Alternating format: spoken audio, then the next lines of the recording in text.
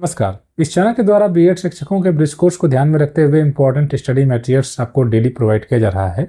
हाल ही में एनआईओएस ने ऑफिशियली नया सिलेबस जारी किया है। उसी को ध्यान में रखते हुए आपको यूट्यूब वीडियोस के माध्यम से जो पूरा ब्रिज कोर्स है, जो पूरे कोर्सेज हैं, जिसमें 6 कोर्स आपको मुख्य रूप से अध्ययन करने हैं, उन सभी को कवर कराने का प्रयास किया जाएगा। अभी फिलहाल बाल विकास को हम कवर कर रहे हैं। अभी आपने चैप्टर 1 को कवर कर लिया है। हम चैप्टर 2 जिसमें बचपन और समाजीकरण है, इसी को कवर करने का प्रयास कर रहे हैं। इसके पहले की वीडियो में हमने इन हिस्सों को कवर किया था। देखिए, अध्याय 2 में आपको इन बिंदुओं पर चर्चा करनी है। आज के इस वीडियो में हम इन 3 प्रमुख बिंदुओं पर चर्चा करने वाले हैं। तो अगर आप ब्रिज कोर्स की तैयारी कर रहे हैं तो इस चैनल से जुड़े वीडियोस को देखें, निश्चित ही आपके लिए यह हेल्पफुल होगा, क्योंकि जो अध्ययन सामग्री आपको उपलब्ध कराई जा रही है वो एनआईओएस के सिलेबस को ध्यान में रखते हुए, एनआईओएस के स्टडी मटेरियल्स को ध्यान में रखते हुए ही प्रोवाइड की जा रही है, जो आपके लिए बहुत हेल्पफुल रहने वाली है। परिवार और वयस्क बच्चे संबंध से आशय यह है कि किसी घर में एक बच्चा है और परिवार के अन्य सदस्य हैं, उनका किस प्रकार से संबंध बनता है, इसी पर हमको चर्चा करनी है। देखिएगा, यहाँ पर आपको सबसे पहले परिवार बच्चे की प्रथम पाठशाला। आप सभी जानते हैं, बच्चा जब विद्यालय में आता है उसके पहले बहुत कुछ वह अपने परिवार से सीख चुका होता है। जन्म के बाद वह अपनी माँ से, फिर पिता से और फिर धीरे धीरे परिवार के अन्य सदस्यों से मिलता जुलता है, और उनके द्वारा जो भी व्यवहार अपनाए जाते हैं बच्चा भी वही व्यवहार अपनाने का प्रयास करता है। तो कहीं ना कहीं जो कुछ भी बच्चा सीखता है वह अपने परिवार से सीखता है प्रारंभिक रूप से। इसलिए हम यह कह सकते हैं कि बच्चे की प्रथम पाठशाला परिवार है। ठीक है, अब देखिए, घर का वातावरण है, माता पिता का व्यवहार है, भाई बहन के साथ किस प्रकार से संबंध है, यही सब बच्चे के व्यक्तित्व के निर्माण का एक आधार बनते हैं, है ना। अगर माता पिता रोज झगड़ा कर रहे हैं तो बच्चा भी कहीं ना कहीं उसी चीज को सीखेगा। अगर माता पिता या परिवार बेहतर संस्कार बच्चे को दे रहा है तो बच्चा और बेहतर, मतलब उसका व्यक्तित्व उसका बेहतर बनेगा। तो कहीं ना कहीं सब कुछ जो उसका हो रहा है, सामाजिक विकास जो हो रहा है या नैतिक विकास हो रहा है, वह बहुत कुछ उसके परिवार पर ही निर्भर करता है। ठीक है, अब देखिए, परिवार इतना महत्वपूर्ण क्यों है, तो वही चर्चा हो रही है कि परिवार महत्वपूर्ण इसलिए क्योंकि बच्चे के समग्र विकास में परिवार की भूमिका बहुत महत्वपूर्ण है। एक परिवार ऐसा है जो अपने बच्चे पर ध्यान नहीं देता है। बच्चा कभी स्कूल नहीं जाता है, बच्चा कोई एक्टिविटी नहीं करता है, बच्चा इधर उधर बस घर पर घूमता रहता है। दूसरी ओर एक परिवार ऐसा है जो अपने बच्चे के प्रति बहुत सतर्क है। प्रारंभ में ही बच्चे पर ध्यान दे रहा है, उसको पहले विद्यालय भेज रहा है, विद्यालय से विद्यालयी पूर्व शिक्षा वह उपलब्ध करा रहा है, फिर विद्यालय में उसको भेज रहा है, डेली उसका होमवर्क चेक कर रहा है, क्लास वर्क उसको स्कूल में दिया जा रहा है। सारी चीज़ें बच्चे पर मतलब फोकस्ड है परिवार, तो उस बच्चे का विकास बेहतर होगा तुलनात्मक रूप से उस बच्चे की तुलना में जिसके परिवार ने ध्यान नहीं दिया। तो आप ये जानते ही हैं कि बच्चे के समग्र विकास में परिवार की भूमिका बहुत महत्वपूर्ण हो जाती है। तो अब परिवार महत्वपूर्ण क्यों है, इसमें हमने 3-4 बिंदु लिख दी हैं, वैसे और भी बिंदुओं पर चर्चा कर सकते हैं, पूछा जा सकता है।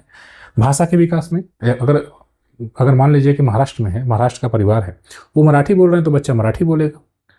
अगर हिंदी बोल रहे हैं परिवार, अगर उत्तर प्रदेश का है तो वह हिंदी बोलेगा। उर्दू बोल रहे हैं तो वो उर्दू को सीखेगा। तो कहने का मतलब यह है कि जो भाषा का विकास होता है, बातचीत करने का तरीका, भाषा विकास का मतलब सिर्फ भाषाई बात नहीं, बातचीत करने का तरीका, बड़ों से किस प्रकार से बात करनी है, तो ये सब चीज़ें बच्चा एक्चुअली परिवार से ही प्रारंभिक रूप में सीखता है ना।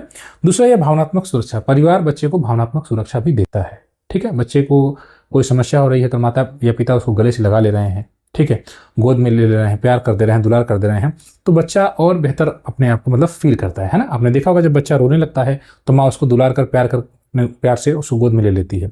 तो बच्चा अपने परिवार के साथ भावनात्मक रूप से सुरक्षा महसूस करता है। ये परिवार को देना चाहिए। कभी कभी ऐसा भी होता है कि बच्चा रो रहा है तो माता पिता या पिता एक गुस्सा होकर एक चटाओ लगा देते हैं। तो ये बताइए, भावनात्मक सुरक्षा मिली क्या? नहीं मिली। तो इस प्रकार का अगर परिवार रहेगा, आगे हम देखेंगे परिवार किस प्रकार से बच्चों का पालन पोषण करते हैं, तो फिर बच्चे की सुरक्षा नहीं हो पाएगी। लेकिन बेहतर या एक्सपेक्टेशन यही होती है कि परिवार अगर अच्छा है तो निश्चित रूप से अपने बच्चे को भावनात्मक सुरक्षा देगा। साथ ही साथ सामाजिक कौशल और समस्या समाधान की क्षमता भी परिवार सिखाता है। जैसे सामाजिक कौशल मतलब समाज में किस प्रकार से बच्चे को रहना है, दोस्तों कोई चीज़ शेयर कर रहा है या कोई चीज़ बातचीत कर रहा है, किस प्रकार से बड़ों से बात करना चाहिए। ठीक है, तो सामाजिक नियम क्या हैं उनको भी बच्चा कहीं ना कहीं अपने परिवार से सीखता है। अगर एक दरवाजे पर एक गाय है और अगर उसके पिताजी ने एक रोटी दे दी तो बच्चा भी अगले दिन रोटी लेकर पहुंच जाएगा। अगर एक वही गाय है, अगर परिवार ने एक डंडा लगा दिया गाय को, तो अगले दिन बच्चा भी एक डंडा लेकर उसको मारना शुरू कर देगा। तो वह उसी कहाँ सीख रहा है? अपने परिवार से सीख रहा है। ठीक है, बाकी समस्या समाधान करता है। कोई अगर बच्चे को प्रॉब्लम हो रही है, उसको परिवार अगर उसका सपोर्ट करता है ना, समस्या को हल करने का प्रयास करता है। दूसरी बात यह है कि अच्छे संबंध भी होते हैं परिवार में और नकारात्मक संबंध भी होते हैं। आपको चर्चा इन बिंदुओं पर करनी हो पड़ सकती है कि आपके अच्छे संबंध के क्या संकेत हैं या फिर नकारात्मक संबंध के क्या संकेत हैं। यानी अगर एक बच्चा है तो आप कैसे मानेंगे कि उसके परिवार से अच्छे संबंध हैं। पहला यह कि संवाद, कोई भी दिक्कत होती है बच्चे को तो बच्चा अपने माता पिता से डरता नहीं है, बातचीत करता है, उसकी बात को सुना जाता है। संवाद का मतलब यही हुआ, बातचीत कर रहा है बच्चा, अपनी बात को बेहतर तरीके से रखता है। ये अगर ऐसा हो रहा है तो समझ लीजिए कि परिवार से संबंध अच्छे हैं बच्चे का। अगर मान लीजिए कि अभिभावक क्या करते हैं, माता पिता किसी बात पर बच्चे को डांटते रहते हैं, बार बार पीटते रहते हैं, ठीक है, या उसको अपमानित करते रहते हैं, तुलना करते रहते हैं कि देखो तुम्हारा नंबर कम है उसका नंबर ज़्यादा है, तो फिर बच्चा संवाद नहीं कर पाएगा, डरने लगेगा, ठीक है, डर का माहौल बन जाएगा। कोई बात भी होगी, अगर उसके मार्कशीट अगर उसका रिजल्ट में मार्क्स कम आया तो बच्चा फिर अपने माता पिता को बताने में डरेगा कि कहीं मुझे मारना पड़ जाए, डांटना पड़ जाए। तो ये चीज़, अगर अच्छे संबंध का संकेत ये होना चाहिए कि संवाद होना चाहिए। अगर बच्चे का नंबर या मार्क्स कम भी आया तो परिवार इस प्रकार की भूमिका में होना चाहिए कि वह बच्चा आपको वो बता सके कि देखिए सर, या माता या पिताजी या परिवार जो भी है, कि मेरे जो है मार्क्स कम क्यों आए, वह बेहतर तरीके से संवाद करे, बातचीत करे, ठीक है। दूसरी है कि बच्चों की राय भी सुनी जाती है। जैसे मान लीजिए कि पिताजी कोई कपड़ा पहन रहे हैं, बच्चे ने कहा सर, बच्चे ने ये कह दिया कि पापा आप पर ये कपड़ा अच्छा लग रहा है, तो ये नहीं कि आप बच्चे को लगा रहे एक चार्ट लगा दें। अगर परिवार उसकी बात को, बच्चे की बात को सुन रहा है तो यह भी एक अच्छे संकेत हैं कि परिवार में बच्चे का जो है मतलब अच्छा संबंध है। यानी बच्चों की राय भी सुनना चाहिए। बच्चे ने कह दिया कि आज ये खाने का मन कर रहा है तो माता जी ने बना दिया उस बात को, बच्चे की बात को माना गया। तो जब इस प्रकार से होता है तो हम ये मान कर चलते हैं कि बच्चे का परिवार से अच्छा संबंध है। सकारात्मकता, अच्छे व्यवहार पर प्रशंसा। अगर बच्चा कोई अच्छा कार्य करता है तो उस पर यह होना चाहिए, एक्सपेक्टेशन होती है कि परिवार उसकी प्रशंसा करे। ऐसा आप विद्यालय में भी देखते हैं। अगर बच्चा बहुत अच्छी राइटिंग में लिख कर लाता है, कोई गुड आप उसको दे देते हैं थोड़ा सा, तो बहुत खुश हो जाता है और बाकी बच्चों को दिखाता है कि देखिए सर जी ने मुझे गुड दिया। तो बच्चा छोटी छोटी चीज़ों पर खुश हो जाता है। तो ये अगर परिवार भी इस प्रकार से है कि बच्चे के छोटे छोटे कार्य पर उसकी प्रशंसा कर रहा है तो कहीं ना कहीं यह अच्छे संबंध के संकेत हैं, सकारात्मकता की भावना है। और अगला यह है कि दंड के स्थान पर मार्गदर्शन। अगर परिवार में बच्चे को दंड दिया जा रहा है तो यह सकारात्मक संबंध नहीं है या यह अच्छे संबंध नहीं है, बल्कि दंड के स्थान पर अगर मार्गदर्शन है, अगर कोई बच्चे ने गलती किया उसको फिर सही कराया गया, ठीक है, बताया गया कारण, बच्चे ने एक पौधा है उखाड़ दिया, अब एक तो आपके पास तरीका यह है कि आप उसको डांट दें। दूसरा आप ये तरीका उस बच्चे को समझा सकते हैं। मान लीजिए कि 7 साल 8 साल का बच्चा है, 10 साल का बच्चा है, उसको समझा दिया गया। जैसे हमारे विद्यालय में बच्चे ने पौधों को उखाड़ दिया, पत्तियां तोड़ देते थे, तो हमने बच्चों को समझा दिया कि देखो बेटा ये पत्ती है, इसी से बच्चा पौधा अपना भोजन बनाता है, और जैसे तुमको भोजन की जरूरत है उस पौधे को भी भोजन की जरूरत है। अगर तुम उसका पत्ता तोड़ दोगे तो बताओ कैसे खाना खाएगा। अब बच्चे ने इस बात को गहराई से समझा, फिर बच्चा पत्ता तोड़ना बंद कर देगा। तो हमने क्या किया, हमने उसको दंड नहीं दिया, हमने उसका मार्गदर्शन किया, एक प्रकार से सही चीज़ बताया, तो बच्चा आप उस चीज़ को सीख लिया। तो इसी प्रकार से जो अगर बच्चा कोई गलती करता है तो दंड के बजाय अगर मार्गदर्शन उसका किया जा रहा है, सही चीज़ें बताई जा रही हैं, तो यह भी अच्छे संबंध के ही संकेत होंगे। सुरक्षित वातावरण, यानी बच्चे को अपने परिवार के साथ सुरक्षित महसूस होना चाहिए। ऐसा नहीं है कि पिताजी कहने पर बच्चा घर में भाग जाए, ऐसा होता है, आपने देखा इस प्रकार के परिवार होते हैं जहाँ पर पिताजी से बच्चा डरता है बहुत ज़्यादा, या बाबा से या दादी से या किसी से भी, मतलब किसी सदस्य से, जिससे बच्चे के मन में डर बैठ जाता है, वो फिर बच्चा उससे दूरी बना के रखता है, ठीक है। जैसे आपने देखा होगा कि अक्सर बच्चे जो है अपनी माँ से ज़्यादा कनेक्ट होते हैं और प्रारंभिक अवस्था में, और पिताजी से उतने कनेक्ट नहीं हो पाते हैं। क्यों? क्योंकि उन्हें ऐसा लगता है कि माँ से सुरक्षा ज़्यादा मिल रही है, ठीक है। पिताजी डांटते हैं तो माँ के पास जाके लिपट जाते हैं, तो उन्हें ऐसा एहसास होता है कि मेरे पास जो है, मेरी माँ जो है ज़्यादा सुरक्षित माहौल मुझे दे पा रही है, ठीक है। इस प्रकार का परिवार होना चाहिए कि बच्चा हर किसी के साथ बेहतर महसूस करे, ठीक है। अब हम चर्चा कर लेते हैं नकारात्मक संबंध के संकेत क्या हो सकते हैं। देखिए, अगर बच्चे में मतलब परिवार में अत्यधिक आलोचना हो रही है, बच्चे की छोटी छोटी बात पर उसे डांटा जा रहा है, बहुत छोटी सी, हाँ कि तुम स्कूल क्यों नहीं गए, या तुम्हारे मार्क्स कितने कम आ गए, किसी भी बात को लेकर बच्चे की अगर बहुत ज़्यादा आलोचना हो रही है तो फिर ये नकारात्मक संबंध है। दूसरा यह है कि मारपीट भी देखा जाता है। अक्सर देखा जाता है कि पिताजी हैं और अक्सर कहते हैं ना कि हम बहुत दुलार करते हैं, बहुत प्यार करते हैं, लेकिन जब तक प्यार करते हैं ठीक है, लेकिन पीटते भी बहुत हैं तो बच्चा डर जाता है। पीटते भी बहुत हैं, अच्छा ठीक है, तो बच्चा भी घबरा जाता है। तो इस प्रकार के नकारात्मक संबंध भी, अगर मारपीट होती है परिवार में, आपस में मारपीट होता है, माता पिता आपस में मारपीट कर रहे हैं, तो भी यह एक प्रकार से कहा जाएगा कि नकारात्मक संबंध बन रहा है। तीसरा यह है कि दबाव। अक्सर ऐसा देखा जाता है कि बच्चा 3 साल का रहता है, 2 साल का रहता है, 3-3 4-4 साल में बच्चे को विद्यालय लोग भेज देते हैं। दबाव ये रहता है परिवार के द्वारा कि बच्चा जल्दी जल्दी सीखने लगे, विद्यालय में पढ़ने लगे। कुछ अभिभावक की बात कर रहे हैं, बच्चे पर बर्डन बना दिया जाता है, डेली का डेली उसको इतना बड़ा बैग लेकर आता है, मतलब एक प्रकार से उस पर यह प्रेशर बना दिया जाता है कि जल्दी जल्दी तुम सीखो, जल्दी जल्दी अन्य बच्चों की तुलना में। जैसे किसी पड़ोसी के बच्चा जा रहा है तो ये भी अपने बच्चों को भेजना शुरू कर देंगे, तो ऐसा नहीं होना चाहिए, बच्चे को स्वतंत्र रूप से आज़ादी मिलनी चाहिए, बच्चे पर अतिरिक्त दबाव बनाने का प्रयास नहीं करना चाहिए। चौथा यह है कि उपेक्षा होता है। अक्सर देखा जाता है कि परिवार जो है कभी कभी बच्चों की बात को निगलेक्ट करता है, उनकी उपेक्षा करता है, उन पर ध्यान नहीं देता है। ठीक है, अगर बच्चा किसी समस्या में है उसकी उपेक्षा कर दी जाती है तो फिर यह जो है सकारात्मक संबंध नहीं कहा जाएगा, फिर यह कहा जाएगा कि यहाँ नकारात्मकता परिवार में है। अक्सर ये देखा जाता है कि तुलना भी होती है परिवार में। तुलना का मतलब अभी आपने देखा, हमने जब बात इसी पर की थी कि बच्चे का अभिभावक के द्वारा कहा जाता है कि तुम्हारे मार्क्स इतने कम क्यों आए, तुम्हारे देखो बगल में एक बच्चा है उसने बीएचयू में, जवाहर नवोदय विद्यालय में या फिर बीएचयू में सीएचएस में एडमिशन ले लिया, तुम जो है अपने विद्यालय में भी इतना कम मार्क्स है, तुम क्लास में टॉप क्यों नहीं किए, क्लास में फर्स्ट क्यों नहीं आए, सेकंड क्यों नहीं आए। तो परिवार के द्वारा दबाव बनाया जा रहा है बच्चे के ऊपर कि तुम क्यों नहीं आए। बच्चा प्रयास कर रहा है, नहीं कर रहा है, लेकिन इस प्रकार से दबाव बनाकर बच्चे को पढ़ाया नहीं जा सकता है। कहीं ना कहीं इसका कारण यह होता है कि बच्चे के अंदर डर की भावना होती है। ये तमाम आपको जो संबंध दिखाई दे रहे हैं, इस कारण बच्चे में डर की भावना होती है, आत्मविश्वास में कमी होती है, कोई भी काम करना होता है नहीं कर पाता है, घबराता है काम करने से, जो काम वो करने की क्षमता रखता है वो भी नहीं कर पाता है घबराहट के मारे। बच्चा चिंतित रहता है, तनाव में बच्चा रहता है। तो इस प्रकार से हम इन बिंदुओं को समझ सकते हैं। अब देखिए बच्चा पालन की सामान्य प्रक्रियाएं हमने इस पर चर्चा की थी, लेकिन आज थोड़ी सी बेहतर तरीके से चर्चा कर लेते हैं। बच्चा पालन देखिए मुख्य रूप से 4 प्रकार से होता है। हमारे परिवार जो होते हैं वो 4 प्रकार से देखा जाता है। पहला देखिए लोकतांत्रिक है, ठीक है। दूसरा है कठोर या आज्ञाकारी। तीसरा है छूट देने वाला पालन पोषण, और चौथा है उपेक्षात्मक या उदासीन पालन पोषण। ये बच्चा जो है परिवार में पालन पोषण की जो प्रक्रिया है, इसमें 4 प्रमुख रूप से प्रक्रियाएं देखी जाती हैं। लोकतांत्रिक और सहयोगात्मक पालन पोषण सबसे बेहतर है, क्योंकि इसमें बच्चे को प्यार भी दिया जाता है और अपनापन भी रहता है, संवाद भी रहता है। ठीक है, नियम और कारण भी बताए जाते हैं। जैसे बच्चे से कह दिया गया कि बेटा 1 घंटे मोबाइल चला दो, ठीक है। अब बच्चे को बता दिया गया कि 1 घंटे मोबाइल चला दो, ज़्यादा देर तक चलाओगे तो आंख दर्द करने लगेगी, आंख में समस्या हो सकती है, चश्मा लगाना पड़ जाएगा। अब बच्चे को नियम भी बता दिया गया कि 1 घंटे तुमको मोबाइल चलाना है लास्ट में, या आधे घंटे चलाना है, और कारण भी बता दिया गया कि अगर ज़्यादा चला दोगे तो आंख खराब हो जाएगी, दिक्कत हो जाएगी, तुम्हारे आंख से दिखाई नहीं देगा। तो अगर बच्चा गलती कर रहा है तो उसका मार्गदर्शन कर रहे हैं आप, ठीक है, बेटा तुमको ये काम नहीं करना चाहिए, ऐसा क्यों किया। आपने उसको पीटना नहीं है, डांटना नहीं है, उसको प्यार दुलार करना है, तो गलती पर मार्गदर्शन कर रहे हैं। और बच्चा अगर कोई बात अपनी कह रहा है तो उसकी बात को भी सुनने का प्रयास करते हैं। तो इस प्रकार से अगर होता है तो ये हो जाता है लोकतांत्रिक या सहयोगात्मक पालन पोषण। अगर बच्चे के पालन पोषण करने का तरीका इस प्रकार का है तो ये हो जाएगा लोकतांत्रिक, यानी जहां पर बच्चे की बात को भी वैल्यू दी जाती है, महत्व दिया जाता है। ठीक है। दूसरा है कठोर या आज्ञाकारी पालन पोषण। इसमें देखिए इसका प्रभाव थोड़ा सा, इसमें ये चीज देख लीजिएगा।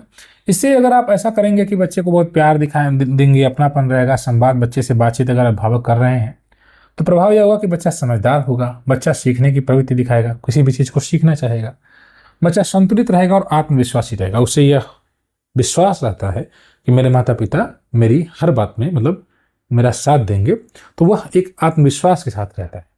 दूसरा यह है कठोर या आज्ञाकारी। आपने कभी कभी देखा होगा ना कि कोई गलती करता है तो बच्चे कहते हैं स्कूल में कि मेरे पापा बहुत मारेंगे, मुझको घर जाऊंगा तो। उनको डर है कि कुछ नियम ऐसा है जो जिसकी वजह से उनकी पिटाई हो जाएगी विद्यालय से घर जाने पर। ठीक है, विद्यालय में अभिभावक कहते हैं कोई दिक्कत होगा तो आप बहुत मार मारिएगा, अध्यापक से कहते हैं, या अध्यापक से ही कहते हैं कि अगर कोई बच्चा गलती करे या कोई समस्या हो, स्कूल नहीं आए तो मुझे बताइएगा फ़ोन करके। तो बच्चे को अगर अभिभावक को बता दिया जाएगा तो फिर बच्चा घबरा जाएगा कि मैं घर जाऊँगा तो बहुत मारेंगे सर जी, तो मतलब मेरे अध्यापक बहुत मारे, मेरे मतलब पापा बहुत मारेंगे, ऐसा बच्चा कहता है, रोता है। तो बच्चा डर रहा है, क्यों? क्योंकि नियम सख्त है, जो कहा वही करो। अब देखिए बच्चे से जो कह दिया गया वही करेंगे। ठीक है, गलती पर दंड दिया जाता है, बात कम आदेश ज़्यादा। ठीक है, मोबाइल नहीं चलाना है तो नहीं चलाना है, ठीक है, गेम नहीं खेलना है, ठीक, खेलने नहीं जाना है, ठीक है, स्कूल जाना है तो जाना है। तो जो भी नियम अभिभावक ने बता दिया या माता पिता ने बता दिया कि यही करना है बच्चे को, तो ऐसे में क्या होगा कि बच्चा बहुत डरपोक हो जाएगा, उसके अंदर डर की प्रवृत्ति हो जाएगी, जो भी हम चर्चा कर रहे थे। बच्चे में आत्मविश्वास की कमी होगी, जो कार्य वो करने वाला होगा वो भी नहीं कर पाएगा, है ना। जैसे अब आपने शिकायत कर दी, मान लीजिए कि हाँ आपका बच्चा होमवर्क करके नहीं आया है, अब बच्चा डर गया कि अब तो मेरे पापा बहुत मारेंगे। अब आप जो अगला टॉपिक पढ़ाएंगे उसको पढ़ने में उस बच्चे का मन नहीं लगेगा। क्यों? क्योंकि अब उसके दिमाग में डर आ गया ना। डर किस बात को लेकर कि अब मैं घर जाऊँगा तो सर जी पिताजी मेरे मारेंगे, तो बच्चा डर रहा है। तो आत्मविश्वास जो था वह कम हो जाता है, उसकी रचनात्मकता दब जाती है। बच्चा कुछ करना भी चाहेगा तो फिर वो नहीं कर पाता है, प्रेशर उस पर बन जाता है। तो ये दूसरा पालन पोषण का तरीका हो गया, कठोर या आज्ञाकारी। ठीक है। तीसरा है छूट देने वाला पालन पोषण, जिसमें प्यार बहुत ज़्यादा बच्चे को दे दिया जाता है, लेकिन नियंत्रण नहीं रखा जाता है। नियंत्रण रखना भी जरूरी है ना। तीसरा है छूट देने वाला जो पालन पोषण। इसमें प्यार तो बहुत है लेकिन नियंत्रण बिल्कुल नहीं है। जो बच्चा चाहे वही करता है और ना नहीं करते कहते हैं। कुछ माता पिता इस प्रकार से होते हैं कि उनका बच्चा जो भी कुछ मांग देगा वो लाकर उसको दे देंगे। कहते भी हैं कि तुम्हारी मैं सारे शौक पूरा कर देता हूँ। ठीक है, बच्चे के लिए कोई नियम नहीं रहता। बच्चा स्कूल से आता है, घूमने निकल जाता है, माता जी कहती चलो खेलने दो, ठीक है, जाने दो, खेलने दो, कोई दिक्कत नहीं है। मोबाइल लेकर चला रहा है, चलाने दो, कोई दिक्कत नहीं है, खेलने दो, है ना। बच्चा दोस्तों के साथ घूम रहा है, घूमने दो। तो जो बच्चा चाहे वही करता है। इसमें बच्चा जिद्दी हो जाता है। बच्चे ने अगर माता पिता से कोई चीज़ मांगी और तुरंत उसको दे दिया गया, लोग कहते हैं ना तुरंत मत दिया करिए, अगर दे दिया गया तो बार बार हरदम कोई भी चीज़ अगर उस बच्चे से मना ही नहीं किया गया तो फिर बच्चा वही चीज़ आगे फिर करेगा। और अगर फिर वो ना सुनने की उस बच्चे की आदत ही नहीं रहेगी, हर बात में हाँ ही करेगा। ठीक है, तो ऐसे में क्या होगा कि बच्चा अनुशासनहीन हो जाएगा, गुस्सा बहुत ज़्यादा हो जाएगा, उग्र प्रवृत्ति दिखाएगा। और समूह में रहेगा तो वह समूह के नियमों को नहीं मानेगा, क्योंकि वो अन्य बच्चे जो संतुलित रहेंगे फिर वो असंतुलित हो जाएगा। तो इस प्रकार से अगर पालन पोषण हो रहा है तो फिर ये सही नहीं है। इसमें बच्चे के साथ चूंकि नियम कोई नहीं रहता है, सीमाएं वगैरह नहीं रहती हैं, बहुत कम रहती हैं, तो ऐसे में बच्चा अनुशासनहीन जाहिर बात है हो जाएगा। तो ये छूट देने वाला भी पालन पोषण होता है। और चौथा है उपेक्षात्मक या उदासीन पालन पोषण। ठीक है, ये क्या होता है? इसमें माता पिता इतने ज़्यादा व्यस्त होते हैं, परिवार इतना व्यस्त होता है कि वो बच्चे पर ध्यान ही नहीं देता है। बच्चा विद्यालय से आ रहा है, मान लीजिए कि बच्चे ने कोई समस्या बताई कि हाँ मेरा दोस्त है मुझसे नहीं बोल रहा है, तो माता पिता उससे बातचीत कर रहे हैं, उसको गाइड कर रहे हैं, ठीक है, तो संवाद कर रहे हैं। तो ये हो गया आपका लोकतांत्रिक। लेकिन विद्यालय से आने के बाद फर्क ही नहीं पड़ रहा है, माता पिता पूछ ही नहीं रहे हैं बच्चे को, आया, बैग रखा, खाना पीना खाया, नहीं खाया, घूम रहा है, जा रहा है, कोई फर्क नहीं। और ऐसा हमने अक्सर, हम लोग जब गाँव में घूमते हैं तो यही देखते हैं, ये देखते हैं कि बच्चा कहाँ है। अगर कोई बच्चा कई दिनों तक विद्यालय नहीं आता तो पूछते हैं विद्यालय क्यों नहीं आया, घर पर जाएं तो वो पता पिताजी है ही नहीं, माता जी को पता नहीं बच्चा कहाँ है, बच्चा कहीं होगा, घूमता होगा, इस प्रकार से जवाब दिया जाता है, कहीं होगा, घूमता हुआ होगा। तो अब अपने को ही घूमना पड़ता है कि बच्चा कहाँ, खोजना पड़ता है। तो ये क्या है? ये इस प्रकार का रवैया है जिसमें माता पिता बिल्कुल उदासीन है, उन्हें फर्क ही नहीं पड़ता कि उनका बच्चा पढ़ेगा नहीं पढ़ेगा, आगे बढ़ेगा, कुछ नहीं। ठीक है, तो उनके बच्चे के स्कूल से, मित्र से, पढ़ाई से कोई रुचि नहीं रहती है, कोई नियम नहीं रहता है, कोई समय नहीं रहता है, सब कुछ अपने हाल पे छोड़ देते हैं बच्चे को। ठीक है, विद्यालय आता है, कॉपी किताब तक नहीं रहता है ना, आप जानते ही होंगे, आप तो पढ़ा ही रहे हैं। तो ऐसे बच्चे क्या करेंगे बताइए? भावनात्मक रूप से उन बच्चों को असुरक्षा रहती है, यानी उन्हें जब ये पता है कि मेरे माता पिता मेरा सपोर्ट नहीं कर रहे हैं तो वो और एकदम फ्री होकर घूमते, उन्हें कोई किसी चीज़ का डर नहीं रहता, सुरक्षा भी उनको नहीं रहती है। ठीक है, पढ़ाई में कोई रुचि नहीं लेंगे और व्यवहार में भी उनकी समस्याएं आती रहती हैं, चिड़चिड़ापन रहता है। तो इस प्रकार से 4 प्रकार के मुख्य आपके जो पालन पोषण के तरीके हैं वो हैं जो बच्चा पालन है उसकी सामान्य प्रक्रियाएं होती हैं। आगे हम देखते हैं बाल श्रम। बाल श्रम से आशय यह है कि जब 14 वर्ष से कम आयु का बच्चा इतना मजबूर हो जाए कि वह शारीरिक रूप से काम करे, मानसिक रूप से, और अपने जीवन के या अपने परिवार के पालन पोषण के लिए, तो वही होता है बाल श्रम। ठीक है, जब 14 वर्ष से कम आयु का बच्चा, आपने देखा होगा अक्सर हमारे देश में जगह जगह आपको दिखाई देते हैं, हालांकि नियम है, प्रावधान है, इन सब के बीच भी हम अपने देश में जगह जगह चाय की दुकानों पर, रेलवे स्टेशंस पर, प्लेटफॉर्म्स पर हम ऐसे बच्चों को देखते हैं जो बाल श्रम में इन्वॉल्व हैं। वो भीख मांगते हुए बच्चे भी आपको दिख गए होंगे। वे बच्चे भी एक प्रक्रिया के थ्रू बाल श्रम में ही कहा जा सकता है लगे हुए रहते हैं। ठीक है, अब इसमें बाल श्रम का कारण क्या है? सबसे बड़ा कारण तो गरीबी है। अपने देश में आप जानते ही हैं बाल श्रम का सबसे बड़ा कारण गरीबी ही है ना। अगर परिवार गरीब है, माता पिता सक्षम नहीं है, तो फिर वो निर्भरता बच्चे पर आ जाती है। बच्चा फिर वो प्रयास करता है किसी प्रकार से अपनी गरीबी को दूर करने का। तो जो बच्चा मजदूरी करता है, आपने चाय की दुकानों पर देखा होगा, जोखिम भरे काम भी करता है बच्चा, तो उसका सबसे बड़ा कारण गरीबी है, माता पिता की बेरोजगारी है। अगर माता पिता काम नहीं करते हैं किसी कारणवश, हमने देखा है, आप भी देखे होंगे, वो जगह जगह बच्चे कामों में लगे रहते हैं। शिक्षा के प्रति उदासीनता है। अगर आप देखें, आप सरकारी शिक्षक हैं तो इन सब का अनुभव आपसे बेहतर कोई नहीं करेगा। प्राइवेट में पढ़ाने वाला शिक्षक क्या करेगा? नहीं करेगा। तो सरकारी शिक्षक वो सारी चीज़ों को देख रहे हैं। बच्चों बाल श्रम शिक्षा के प्रति उदासीनता हमको दिखाई देती है। जब बच्चे सब, एक समय ऐसा होता है कि जैसे आप अपने विद्यालयों में ही बच्चे हैं तो आपने देखा होगा कि बाग की रखवाली करने चले जाते हैं, पढ़ाई छोड़ देते हैं, शिक्षा के प्रति उदासीन है। मजदूरी करते हैं, मछली पालन करते हैं, माता पिता उसको काम में लगे हुए हैं तो फिर वो भी उसी में जाकर लग जाते हैं, विद्यालय नहीं आते हैं, तो शिक्षा के प्रति उदासीन रवैया होता है। बाद में फिर वो बाल श्रम में इन्वॉल्व है क्योंकि वो पढ़ नहीं रहे हैं। ठीक है, कर्ज है, अगर कर्ज है तो कर्ज को पाटने के लिए भी ऐसा देखा जाता है कि अपने बच्चों को काम पर लगा दिया जाता है। पारिवारिक जिम्मेदारी है और समाज की उदासीनता है, समाज भी चुप हो जाता है ऐसे बच्चों को। बहुत से बच्चे हैं जो काम करते हुए पाए जाते हैं तो समाज भी उनको देखता है ना। बहुत से लोग ऐसे हैं जब देखते हैं चाय की दुकानों पर तो उनको और धुतकार कर ही बच्चे से बातचीत करते हैं कि इधर आओ लाओ। तो इस प्रकार से आपने देखा कि समाज भी हमारा जो है कहीं ना कहीं उदासीन रहता है इन बच्चों के प्रति जो बाल श्रम में लगे हुए हैं। तो ये तमाम कारण हैं जो आज बाल श्रम को बढ़ावा दे रहे हैं। प्रभाव यह होता है कि बच्चा शारीरिक रूप से थक जाता है, बीमारियां बच्चे को हो जाती हैं। जब बच्चा खाने पीने की उम्र में, खेलने की उम्र में अगर मजदूरी करेगा, ठीक है, तो शारीरिक रूप से थकेगा ही क्योंकि उस बच्चे की क्षमता उतनी नहीं है।